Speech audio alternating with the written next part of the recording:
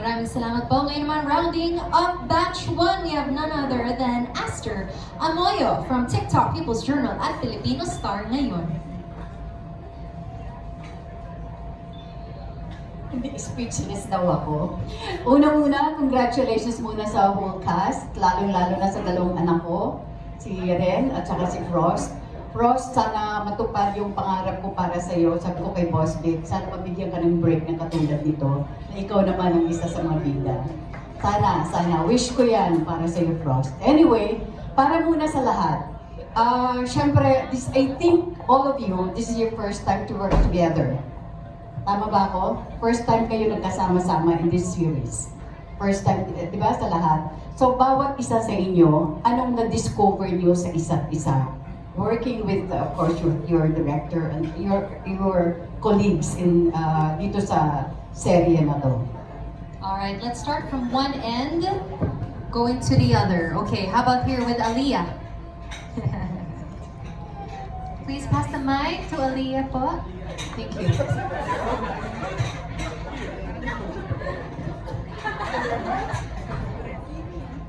Thank you for that question. And yeah, so one of the things, actually one of the very many things that I've discovered working with my co-artists is that when you're in this industry, when you're in this field of work and you're in artistry where your creative juices are running talaga, you really get to see different sides of each other. So, syempre it's different when you meet friends from outside or when you have colleagues in a different industry. Pero dito talaga, parang yung makikita mo, what really stands out is their creative side. So, like for example with Jaime, he's like a comedic genius, and with Icy, like she's so adaptive to everything and every kind of character you give her, as well as Sarah and everyone else that I'm working with.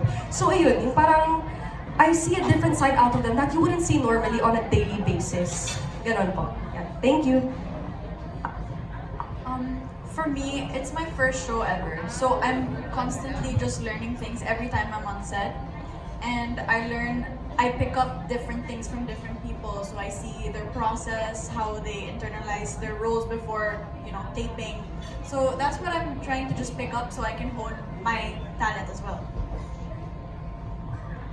Personally, I've worked with many of the cast here before, like with Ate Ren. I've worked with her sa first acting project ko. Minulto niya po kami sa Marita. And in our next project in Mutya, magkakapuksaan naman kami doon. I've also worked with Frost in many of my projects.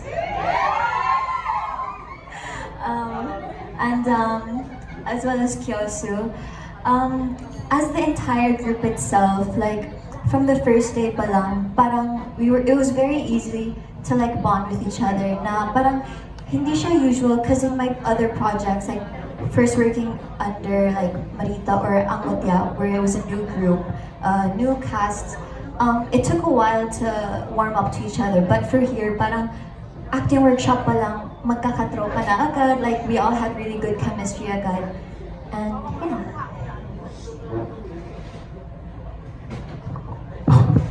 Ako muna. Ikaw. Para sa akin, halos nasabi nila lahat. Actually, working with the cast is sobrang gaan yung vibe. Since this is my first time working with them, sobrang gaan. Nakuha ko agad yung positive energy nila. And of course, syempre, kada isa may mga sariling parang kalokohan, kumbaga. Na-adapt ko yun, pero in a good way, syempre. And of course, working with Joseph and Kuya Joseph and Ren, sobrang marami akong natutunan. Sobrang marami akong natutunan kung paano ito yung ganito ganyan, kung paano pa maging malalim sa acting, and gusto ko pa malaman, gusto ko pa matuto. Gusto ko gumaling, and ayun.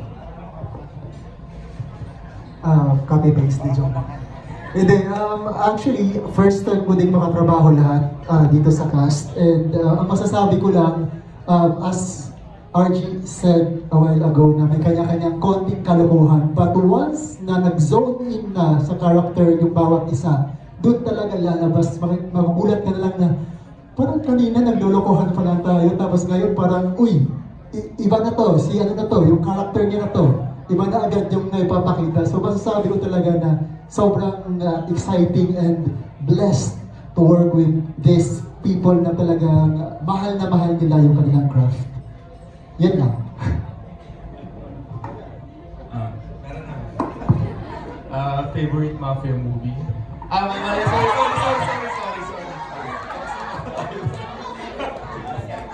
Iba na yan, PJ, iba na yan.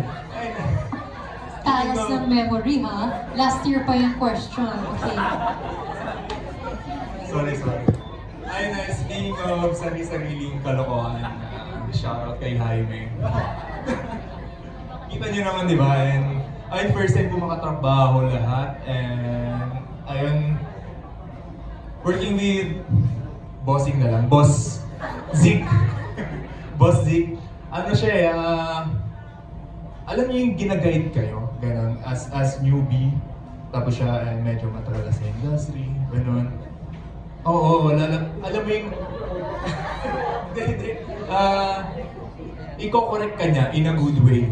Ganun. Ganun siya. And then, totoo, promise. Tapos, bira kasi mapuri ng isang Joseph Marco. Kaya pag pinuri ka niya sa set, after set, talaga maganda. Ano ba? Favorite mafia movie ay... Wala na yun. You know, I really love working with new people. I really do. Most of my organic encounters are from work. So, and they always say it's good to work with new directors, it's good to work with new actors. You always pick up on certain things. Of course, it's good to be people that you're comfortable with. For example, Sarah, Kyosu, Dan, I've worked with Dan before.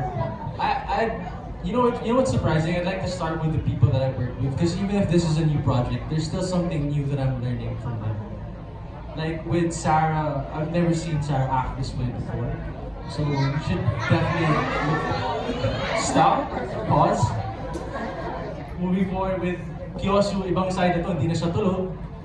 He's awake in this one, and like it's happy to see the people that I worked with before doing, like stepping into different genres. For the new people that I'm working with, it's been a blast. Same with ang sabi ni RG. Yeah, we all have our different shenanigans happening, but there is a balance of fun and respect to the craft, which I think in mutual agreement we are all working towards. We're having fun responsibly, and with Joseph, Ren, and Direk, they have been like I've been working with them a lot these past couple of days. They've been so hands-on. They've been guiding me. You know, with comedy, I remember those times me and Ren would be like, "We got this," because like we were out. There's this one scene that took us how many hours? Like so many. It was a group effort. Everybody on that set that day, and with Joseph naman, I think my appreciation to acting has deepened because of this man over here, and I have to thank him because. You know, there are times where I don't feel it here, or maybe it's here, I don't even know. But there are times where like I lose my flow. And when I'm reminded, or when I see other people doing their hardest, regardless of the context of what they're going through, makes me want to do the same. So shout out to all of you guys. I love you guys. Ayun po, ako po, personally, grateful po ako sa lahat ng cast po. And kay Direk also, and thank you po sa pag-support nyo sa amin. And also sa family po ni Miss Yana po. Kami, siguro sinimulan po namin yan after yung first meet po namin. Parang nag-plan namin na mag-band daw kami after first meet namin. Yung few cast. Pero, yun, after that, para sa set, hindi na kami magkapaan, meron na kaming alam namin yung mga isa't isa, pero kapag, yun nga, nasa set na kami, iba na agad, iba na yung, na kami, into character na agad kami. And ayun, yun yung mas nakakabilib sa mga kakilala ko na cast, kasi kaya nilang panan yung role na binigay sa kanila.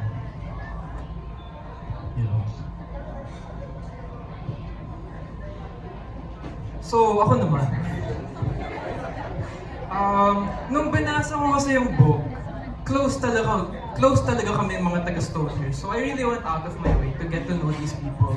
And yun pala, sobrang bait nila that eventually they became my real friends and my only friends. And especially, yung sa mga Roswell din, kahit magkaaway kami sa set, parang mga kaibigan ko na yan, si PJ, si Frost. Kanina nga, nagtatawanan tayo dito sa backstage. Kasi actually guys, si Frost nga pala yung first friend ko sa Viva. Ganon siya ang tao. So, inaalagaan niya ako, parang kuya ko na yan.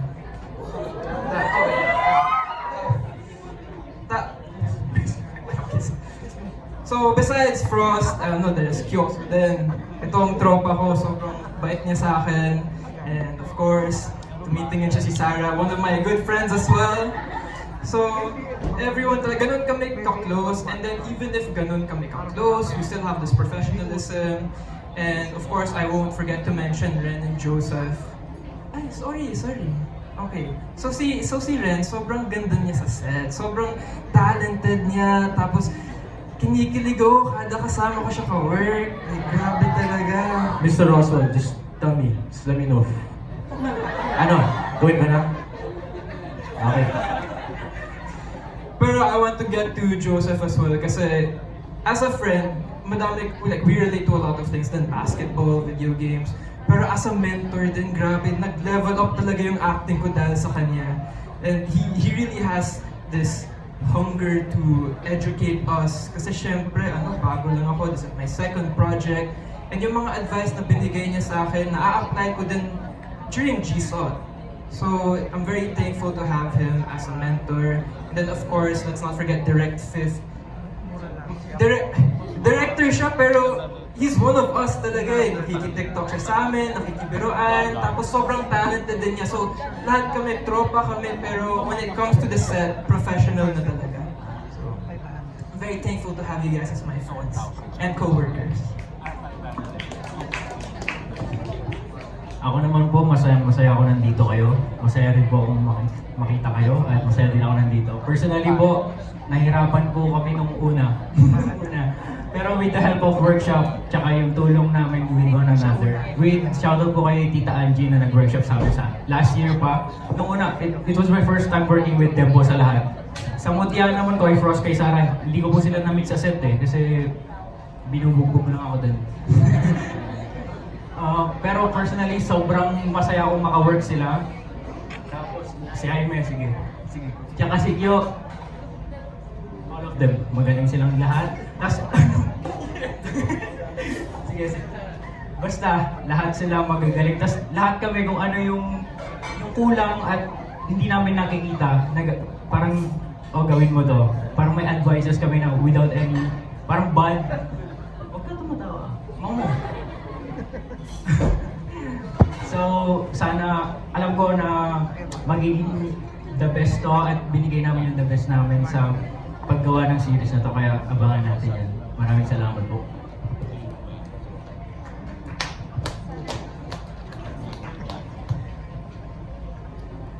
Ako naman po, to be honest, as in sobrang happy ako and malaking bagay na sila po yung nakasama namin dito. So yung sinasabi niyo po na perfect casting, ang laking bagay nun mabigat na words yung perfect casting. Pero masasabi ko na yes, itong mga taong kasama po namin ngayon, masasabi ko na perfect casting because hindi sila nagpabaya. Nakita ko talaga yon. As in, yes, okay, happy kami, magkakaibigan kami on set, magaan, parang minsan hindi mo ma-feel yung pressure ng work kasi masaya kami lahat, nag-enjoy kami. Pero once na nag-roll yung camera, lahat talaga sila, game face on. Walang petics, hindi nagbibigay ng 100% nila. As in, lahat talaga sila, parang meron sila sa utak nila na kailangan gawin ko yung best ko kasi hindi pwedeng masayang yung character na binigay sa akin. Yun talaga yung nakikita ko sa kanila. Kaya makikita nyo sa episode 1 at sa lahat ng episodes yung ibig naming sabihin. So, I hope you like it, guys. Kasi, perfect casting. Wow. To be honest, I'm feeling emotional dun sa mga kind words na sinabi nila. It means a lot. Kasi, you know, if you're casted na maging lead sa isang show, especially for a TV series area, alam mo matagal. It's not just your performance, but yung iiwan mong aral dun sa mga kasama mo dito sa set. And, you know, naging support din ako once. At itong mga support na to, they've been dreaming to have that role, to have a lead role one day.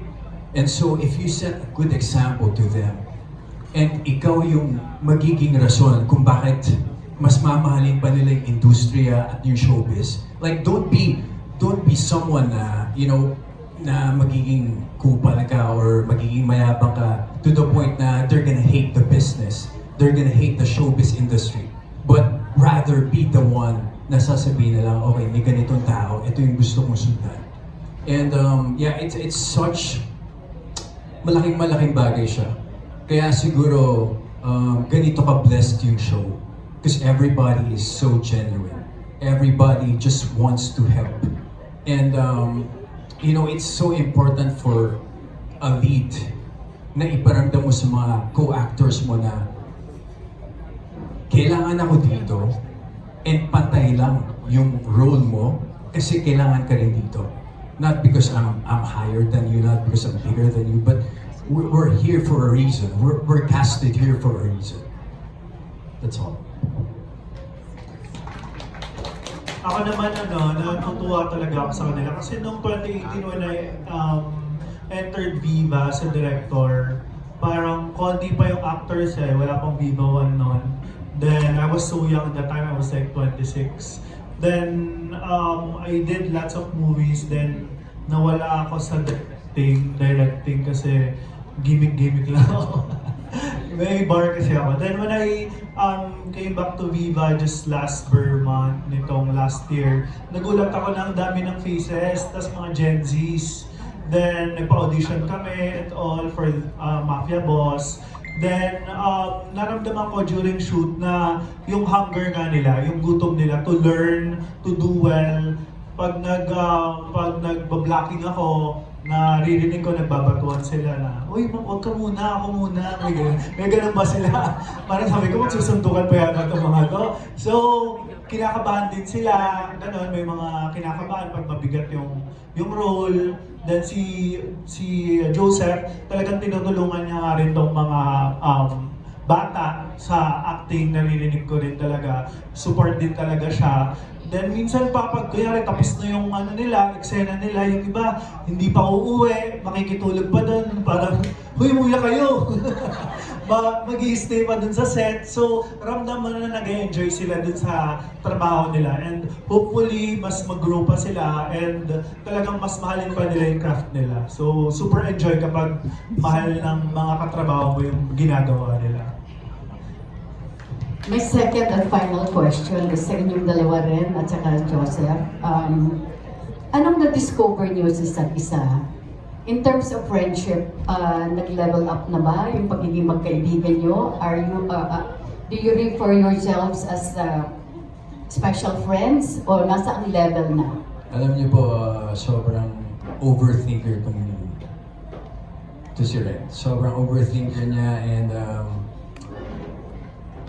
I don't know parang palaging pinapaalala sa kanya kung gaano siya kagaling, kung gaano siya kaganda. Kasi kulang yung believe niya sa sarili niya. So, yun yung na-discover ko sa kanya. And sana, one day, ma-overcome na to. And ma-appreciate niya yung kung ano talaga siya. Because, ano ba?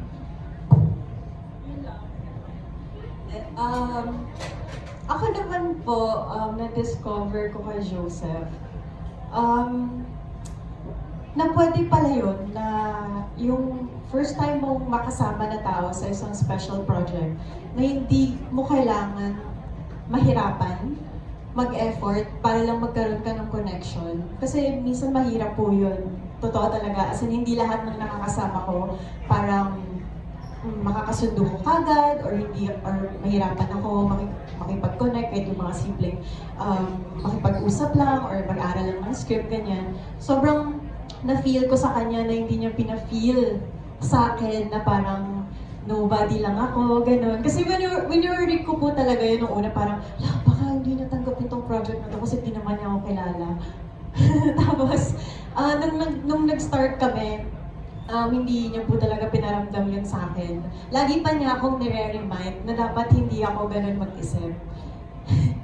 Kaya tama naman yung sinabi niya. And malaking tulong po talaga yung ganitong klaseng connection and friendship namin kung bakit naging comfortable enough din ako sa set and to portray my character well kasi binigay niya din sa akin yun na hindi ko kailangan mag-overthink. Relax ka lang, you can do this, ganyan. So, masasabi ko na may special friendship between us. And masaya na may ganun on set, na may kakampi ka. Yung ganun po. Yes, magkakampi kami. Teka, follow up lang ha. Sabi ko, last question ko na yun. Sa inyong dalawa, Joseph, is Ren a girlfriend material? Kay Ren, is Joseph a boyfriend material? I think more of wife material.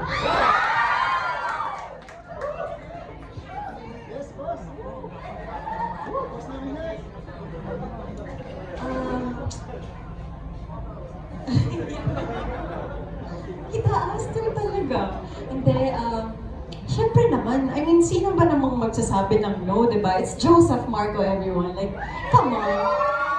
Come on. Kaya nga minsan parang, okay, to be honest, kapag sobrang in character kami, lagi ko talaga siyang pinipigil na parang, hindi, wait, huwag ka masyadong intense. Huwag ka masyadong, kasi totoo po talaga yung kilig. Hindi may hirap kiligin kay Joseph Marco. So, yung mga makita niyong eksena, effortless po talaga yun. Kasi, he is Joseph Marco, period. Thank you, tita. Again, congratulations at abangan niyo po lahat mga kaibigan ang ating exclusive interview sa dalawa, kay Ren at saka kay Joseph sa TikTok with Aster Moyo. Thank you very much. Nag-promote pa, oh. Okay, maraming salamat po. Ngayon naman, moving on to batch 2. We have Eliza Daos, Naz Tavares, Dolly Ann Carvajal, Ana Pingol, and Ana Rina TV. For now, let's hear from Pulp Magazine. We have Eliza Daos. Hello, my question is for Ren and Joseph. So, medyo malawak yung character nyo. Si Amy, chaotic na funny, tapos si Zeke naman, intimidating ganun. So, para sa inyo, what part of Amy's and Zeke's personality is yung hardest para sa inyo na i-portray authentically? Hardest?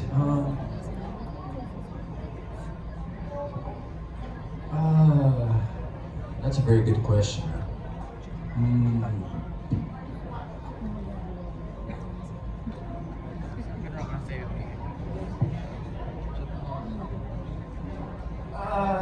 Alam mo, parang I don't know, it's parang, to be honest parang malapit yung personality ko kay Zeke. Na medyo tahimik lang, you know, a bit cold-hearted. Pero dun sa mga loved ones niya, syempre all out siya. Hardest part to portray? Gusto ko sabihin yung killing part pero na-enjoy ko sa set I enjoy it so much, but siguro yung pagiging sobrang hard niya sa mga friends niya. I'm not like that. You know, I actually felt bad nung may ginawa kami eksena. Hindi ko na i-spoil. Medyo na-feel bad ako kasi nakasira kami ng gamit sa hotel. You know kami ni Maru, si Bash Postage, so abangan nyo yun. Yeah, I guess that part, na parang hindi ako makarelate. Kasi kung ganun nakaliit yung mundo mo, kung wala ka ng family, kung onti na lang yung mga pinagkakatiwalaan mo, I think you have to somehow protect them and don't make them feel na parang nasa baba mo sila. Si Zeke kasi parang sobrang intense to the point na pinaparamdam niya dun sa grupo niya na yun na boss siya. So yun lang yung part na hindi ako makarelate. But the rest, sobrang nakaka-relate ako kay Ezekiel Rosso. Tama ba? Pinaka-hardest part ng pagiging Amy? Or, Yes. Okay. Na hindi ako makarelate? Pinaka-hardest for you, part ng personality ni Amy na hardest for you na i-portray or i-play. Okay. Honestly, si Amy kasi, ang hirap talaga ng mga eksena niya. Like, mayroong mga sequences na, yung isang sequence lang na yun, halos lahat ng emosyon, kailangan mapakita niya. Like for example, mayroon kami ni Shinook before na, seryoso yung eksena, may iyakan, tapos biglang magpapatawa siya. After niya magpatawa, biglang siyang iiyak. After niya umiyak, biglang magpapatawa ulit siya. So, ang hirap nun. Ang hirap mapakita na gano'n yung klase ng character niya, na grabe yung emotions niya, like roller coaster, ang bilis. At the same time, kailangan maging human pa rin siya. Kailangan makita pa rin, mag-register pa rin sa screen niyo na parang kahit kakaiba siya, tao siya, yung kailangan makarelate pa rin sa kanya yung mga tao. And isa din part is, kasi sa umpisa ng kwento, very funny, diba? Very childlike, very fun, very loud yung character niya. Tapos biglang babaliin na kailangan makita mo siya in a very serious Amy mode nung naging CEO na siya. So isang malaking bali din yun na parang kailangan makita ng mga tao yung difference. Yung pagiging Amy niya na parang, ganyan. Tapos biglang, diba? So, very challenging talaga. And yun yung malaking naging challenge for me na kailangan pakita ko talaga at mag-register talaga sa camera yung iba't ibang emotions and yung nangyayari sa utak ni Amy, ganun. Yeah, but yes. Thank you so much. Great question. Thank you so much. Now moving on to Pelikula Mania. We have Naz Tabares.